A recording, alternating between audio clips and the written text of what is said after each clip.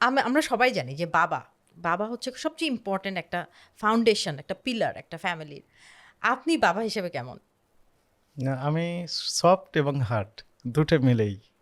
অর্থাৎ তারা যখন দেখি যে ভালোভাবে পড়ালেখা করছে, মনটা ভালো হয় এবং তারা যে এক্সপেক্ট করছে তার চেয়ে বেশি দেওয়ার চেষ্টা করি। আর যখন দেখি যে একটু এদিক ওদিক যাওয়ার চেষ্টা করছে, স্বাভাবিকভাবে তখন হার্ড হতে হয় আমাকে। এবং তার মা দেখি যে সবসময় নরম থাকে, হুম, কিন্তু আমাকে নরম এবং গরম এই দুটো মিলেই আমাকে চলতে হয়। ব্যালেন্স করেন আপনি ভালো। রাইট।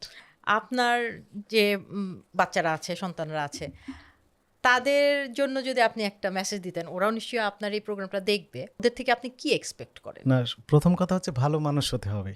এটি হচ্ছে মেসেজ, ভালো মানুষ হতে হবে। তো ভালো মানুষ হওয়ার জন্য তাকে সুস্বাস্থ্যের অধিকারী হতে হবে।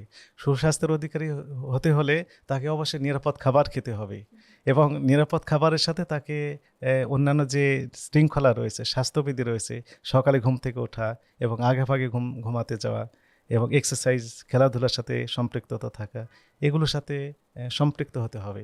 একটি কথা আমি বিভিন্ন জায়গায় বলি, সেটি হচ্ছে যে সেটি বাচ্চাদেরকে ক্ষেত্রে না, বড়দের ক্ষেত্রেও অ্যাপ্লিকেবল। সেটি হচ্ছে আপনি কি whether you will taking medicine or you will be running. আপনি কি দৌড়াতে থাকবেন, আপনি কি ফিজিক্যাল এক্সারসাইজ করবেন, না ওষুধ খাবেন। যে কোনো option is yours. There are two options, whether you will be running or you will be taking taking medicine. Medicine. Option is yours. Hmm, prevention is better than yes. Cure, এটাও আরেকটা। হ্যাঁ, আর আচ্ছা। একই সাথে ওই যে নিরাপদ খাবার এবং অনিরাপদ খাবার, স্ট্রিট ফুড আমাদের দেশের ওইরকমভাবে পপুলার হলেও নিরাপদ নয়।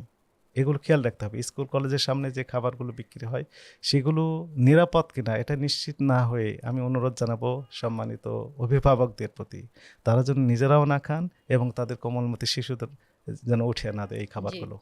আপনার বাচ্চাদেরকে আপনি কিভাবে মোটিভেট করেন হেলদি খাবার খেতে? না, ওই যে বাসা থেকে খাবার প্যাকিং করে হুম, স্কুলে পাঠানো হয়, ওইগুলোই খাওয়া দাওয়া করে আবার বাসায় ফিরে আসে। হুম, ইউজুয়ালি আমরা ট্রাই করি যে বাইরের খাবার যেন কম খাই।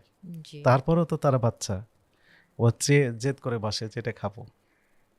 বাসায়ও কিন্তু বানায় দেওয়া যায় বাইরের হ্যাঁ, খাবারের রাইট। মতো। সেটি। Thank you so much for watching the full video. আমাদের এই এপিসোডটা যদি ভালো লেগে থাকে তাহলে চ্যানেলটি অবশ্যই সাবস্ক্রাইব করবেন। এরকম আরো ইন্টারেস্টিং ইনফরমেটিভ পডকাস্ট কিন্তু পেয়ে যাবেন আমাদের চ্যানেলে।